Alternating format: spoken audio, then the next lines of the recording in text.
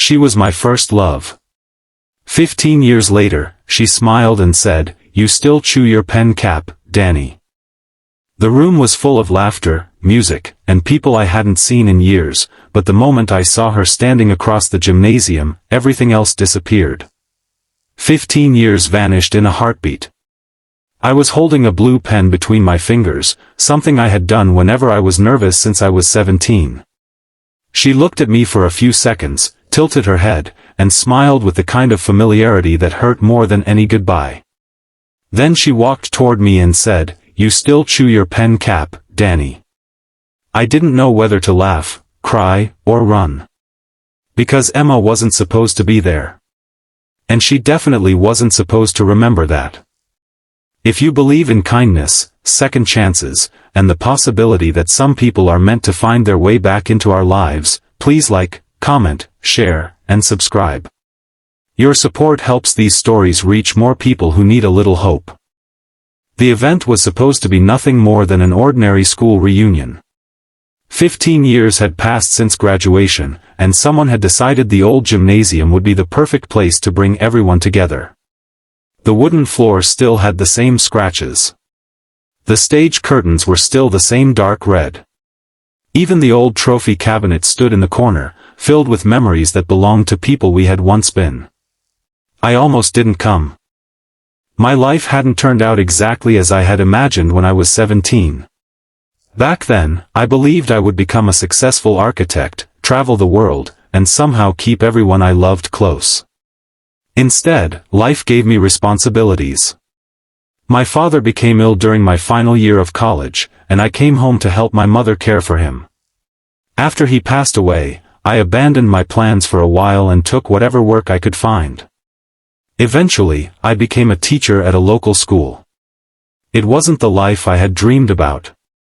But somewhere along the way, I learned that a meaningful life doesn't always look impressive from the outside. Then I saw Emma. She was standing beneath a cluster of balloons, talking to two former classmates.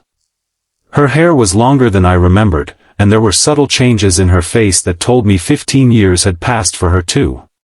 Yet when she laughed, I recognized the sound immediately. Emma had been my first love.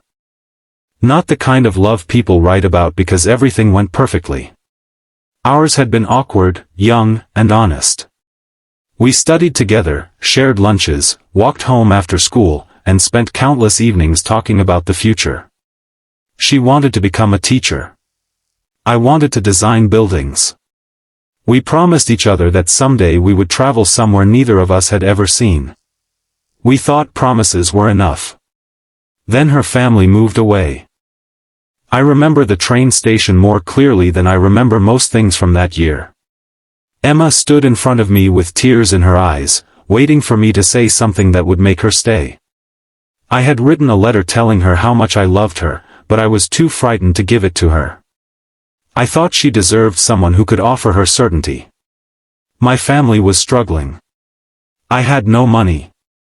I didn't know where my life was going. So instead of telling her I loved her, I told her everything would be fine.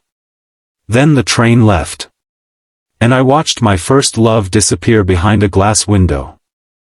For years, I wondered what might have happened if I had been brave. Now she was standing 10 feet away. Emma walked toward me, smiling nervously. She noticed the pen in my hand and laughed softly. She remembered my strange habit of chewing the cap whenever I was anxious. I looked down at it and realized I was doing it again. We talked for what felt like 5 minutes, but when I looked at the clock, nearly an hour had passed. She told me about her life. She had become a teacher, just as she had dreamed. She had spent years working with children who struggled academically and emotionally. She told me that teaching had taught her something she hadn't understood when she was young: people don't always need someone to fix their problems. Sometimes they simply need someone to stay. That sentence stayed with me. Because suddenly I realized Emma had spent her life becoming exactly the person she had once promised she would be. Then she asked me why I never called after she moved. I wanted to give her an easy answer. Instead, I told her the truth. I had been afraid. Afraid she would hear how badly I was struggling.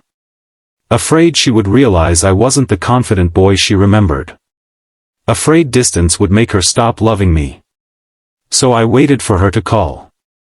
She waited for me too. Two teenagers, both terrified of rejection, had spent 15 years believing the other person had moved on. Emma looked away for a moment. Then she told me something that nearly broke my heart. She had written me a letter after moving. She had written about missing me, about wanting to come back, and about hoping we would someday find each other again. But she never sent it. She had been afraid too. We stood there in the middle of that crowded gymnasium, surrounded by people laughing about old memories, while the two of us quietly mourned 15 years that neither of us could get back. But something strange happened. For the first time, I didn't feel angry at the past. I felt grateful. Because despite everything, we had both survived it. The reunion ended late that night. People hugged, exchanged numbers, and promised they would stay in touch this time. Outside, rain had begun falling against the pavement. Emma stood beside me beneath the entrance awning. Neither of us knew what to say. Finally, she smiled and told me she had always wondered whether I still chewed pen caps. I laughed. Then she asked if I wanted coffee. It wasn't a grand declaration. There were no dramatic promises. Just two people walking through the rain toward a small cafe across the street. And somehow, that was enough. Over the following months, we slowly became part of each